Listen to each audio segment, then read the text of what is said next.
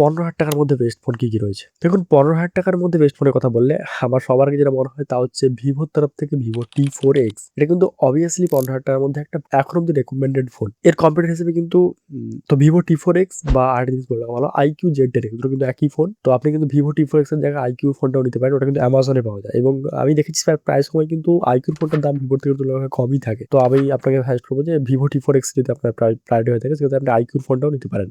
iQOO ফোনটাই নেওয়ার জন্য যদি সেটা কম প্রাইসে দামে পেয়ে থাকেন আপনি। এবং এই ফোনটাতে ফুল এইচডি প্লাস ডিসপ্লে এবং সেই সাথে 50 মেগাপিক্সেল মেইন সেন্সর এবং একটা 8 মেগাপিক্সেলের সেলফি রয়েছে এবং সেই সাথে এই ফোনটা 628 জিবি RAM যেটা ৳১৫,০০০ আশেপাশে দাম। দেখুন এই লিস্টে কিন্তু অনেক ফোনই ছিল। কিন্তু অনেক ফোনের দাম খুব বেড়ে যাওয়ার জন্য এই ফোন লিস্টটা কিন্তু অনেকটা ছোট হয়ে গেছে এখন।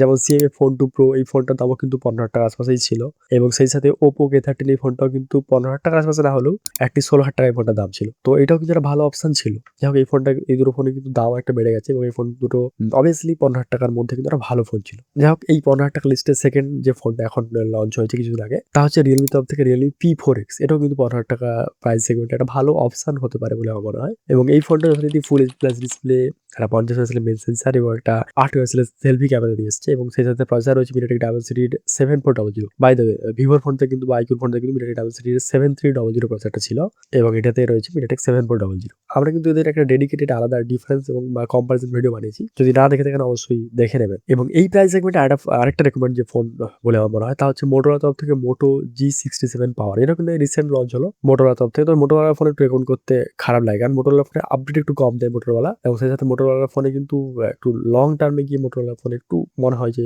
স্লো ফিল করায় বা একটু ক্যামেরা ক্ষেত্রে ডিগ্রেডেশন ভালো হয়। মানে বেশি পরিমাণে দেখা যায়। তো যদি আপনার Motorola ফোন পছন্দ হয়ে থাকে আপনি দেখতে পারেন। তো Motorola G57 এই ফোনটাও কিন্তু ভালো পয়সা ওয়াসিল ফোন এবং best value for money phone বলে আমার মনে হয়। এতে রয়েছে ফুল এইচডি প্লাস ডিসপ্লে এবং 50 প্লাস 8 মেগাপিক্সেলের ক্যামেরা এবং ফ্রন্টে রয়েছে একটা 16 মেগাপিক্সেলের সেলফি ক্যামেরা।